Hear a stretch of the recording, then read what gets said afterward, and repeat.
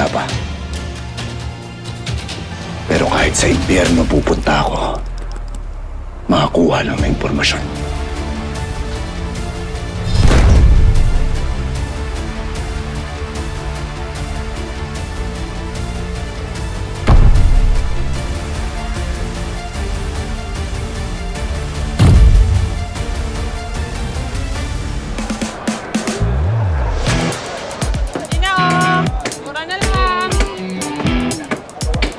Okay na ba yan? Okay na, Esther.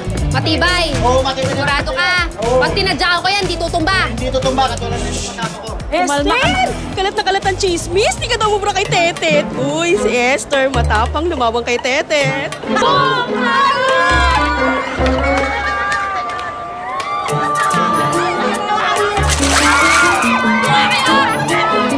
Buisit!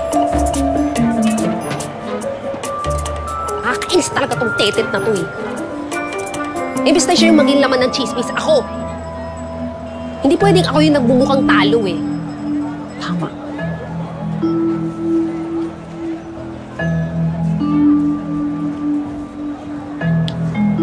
May naisip na akong pwedeng girl kay Tetet.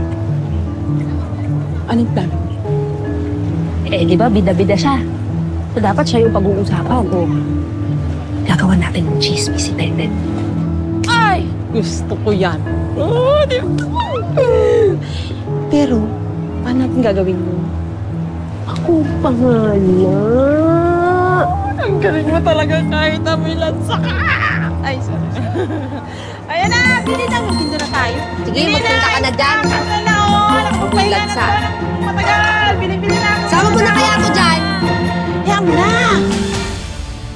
Boss, dumating na ibang mga bata natin. Dala nila yung mga bago nating baril. Tulad ng utos mo. Sigurado ako, malakas ang kakampi ni Lolo. Kaya hindi tayo pwede magpadalos-dalos. Kaya siguraduhin mo, pagdating ng gabi, paglalamayan na yan lolong na yan.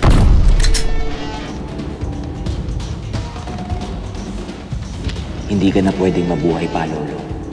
Lalo na ngayon na bumalik na ang mga alaala ni Elsie. Hindi kayo pwede magkita.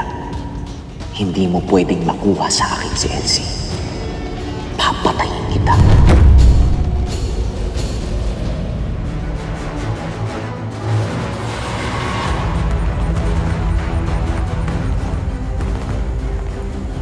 Boss,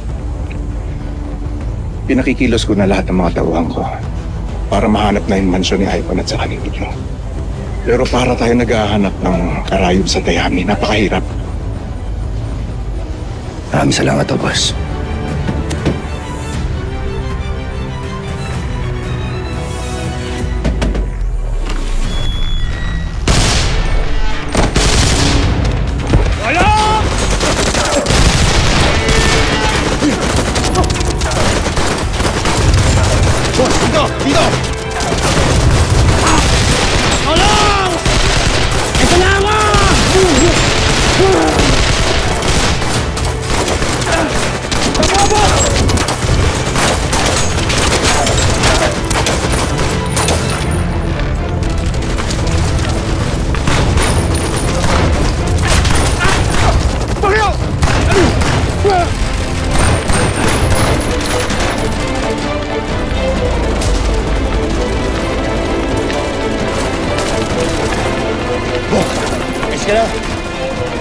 Ivan!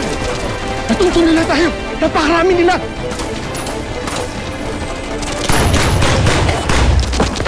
Hello!